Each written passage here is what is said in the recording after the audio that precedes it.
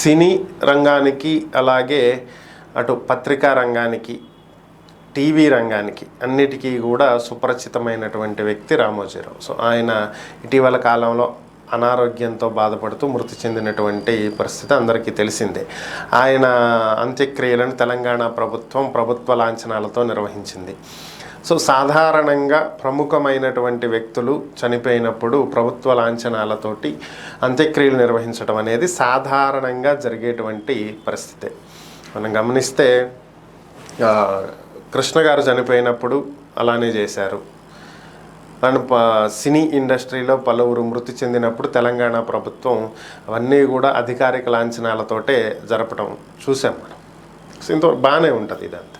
So ఇప్పుడు ఆయన చనిపోయి 20 రోజులు అవుతుంది. ఇప్పుడు ఏపీలో వచ్చినటువంటి కొత్త ప్రభుత్వం సంస్మరణ సభ నిన్న ఏర్పాటు చేయడం జరిగింది. ఇది అందరం కూడా చూసాం. దీనికోసం స్పెషల్గా బస్సులు కూడా వేశారు. సో తెలుగు ఫిలిం ఇండస్ట్రీ నుంచి పెద్ద వాళ్ళంతా భారీగా తరలొచ్చారు. దీనికి ముఖ్య అతిథులుగా చంద్రబాబు, పవన్ కళ్యాణ్ కూడా వెళ్ళటం జరిగింది. సో ఓకే, సంస్మరణ సభ పెడితే పెట్టుకోవచ్చు, ఎవరు కాదంటారు. కానీ దీనికి ప్రజాధనం ఎందుకు వెచ్చిస్తున్నట్లు, ప్రభుత్వం తరపున సంస్మరణ సభ ఎందుకు జరుపుతున్నట్లు, ఇది అర్థం కానటువంటి అంశం అనమాట. ఒకవేళ ఆయన ఏపీలో చనిపోయి ఉంటే ఏపీ ప్రభుత్వం అధికారిక లాంఛనాలతో అంత్యక్రియలు నిర్వహించి ఉంటే ఓకే, తప్పేం లేదు దాంట్లో. అక్కడ తెలంగాణలో జరిగింది, అక్కడే ఉంటున్నారు అంతా. సో దాదాపు ఫిలిం ఇండస్ట్రీ పెద్దలందరూ అక్కడే ఉన్నారనుకోండి. సో ఓవరాల్గా మరి దాన్ని బట్టి అక్కడే నిర్వహిస్తారు కాబట్టి తెలంగాణ ప్రభుత్వం నిర్వహించింది. సో మీరు ఏపీ ప్రభుత్వం తరపున ఏదైనా సరే ఆయనకు ఒక నివాళి అర్పించాలి అనుకుంటే మీరు పర్సనల్గా చేసుకోవచ్చు, తప్పులేదు. దాన్ని ప్రభుత్వ లాంఛనాలతోటి ఒక భారీ సభ, దానికి బస్సులు వేయటం, ఇదంతా చాలదన్నట్లు ఆయనకు భారతరత్న ఇవ్వాలని చెప్పి చంద్రబాబు నాయుడు గారు ప్రకటించడం, ఇది నిజంగా ఆశ్చర్యం కలిగించేటువంటి అంశంగా తయారైనటువంటి పరిస్థితి. ఎందుకని అంటే ఎన్టీఆర్ గారికి భారతరత్న ఇవ్వటానికి ఇప్పటికి దిక్కులేదు, 22 ఏళ్ళు అవుతుంది. దాని గురించి కొట్లాడండి, దాని గురించి ప్రయత్నించండి. ఆయన తెలుగుదేశం పార్టీ వ్యవస్థాపక అధ్యక్షుడు కదా. తెలుగుదేశం పార్టీ పుట్టిందే ఆయన వల్ల, పార్టీ నడిపించిందే ఆయన. సో ఆయనకు భారతరత్న గురించి మీరు పార్లమెంట్లో కొట్లాడండి. ఇప్పుడు మీకు ఆ అవకాశం ఉంది. గతంలో ఇవ్వండి అని అడిగేవాళ్ళు ఇప్పుడు మీరు అడగాల్సిన పని లేదు, డిమాండ్ చేయొచ్చు.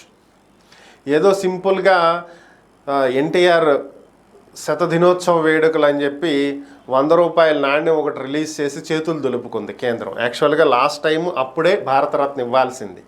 కళ్ళనీళ్లు తొడవటానికి ఒక 100 రూపీస్ కాయిన్ రిలీజ్ చేసి చేతులు దులిపేసుకున్నారు భారతరత్న ఇవ్వకుండా. కనీసం ఈసారైనా ప్రయత్నం చేయండి.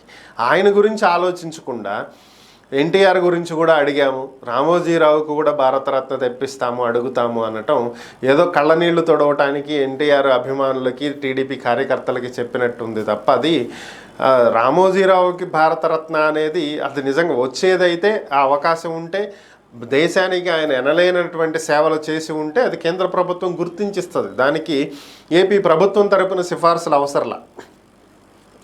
మీ పార్టీ అధినేత, దివంగత నేత, విశ్వవిఖ్యాత నటసార్వభౌమ Nandamuri doctor N T Rama Rao, so ఆయనకు ట్రై చేయండి మీరు, తప్పులేదు కదా. ప్రజాధనంతో సంస్మరణ సభలు, వాటికి బస్సులు వేయటాలు, భారీగా డబ్బు ఖర్చు పెట్టటాలు, ఇవన్నీ వృధా ఖర్చు. అవి ఎందుకు చేస్తున్నారో అర్థం కానటువంటి పరిస్థితి. ఇలాంటివి భవిష్యత్తులో రిపీట్ అవ్వకుండా చూసుకుంటే ప్రజలు ప్రతిదీ గమనిస్తూ ఉంటారు, ప్రతి చిన్న విషయాన్ని పట్టించుకుంటారు. అది మీరు పెట్టే 1,00,000 రూపాయలు ఖర్చు అయినా, 1,00,000 కోట్ల ఖర్చు అయినా ప్రజలకు సమానమై. సో కాబట్టి ఆలోచించి అడుగులు వేస్తే బాగుంటుంది.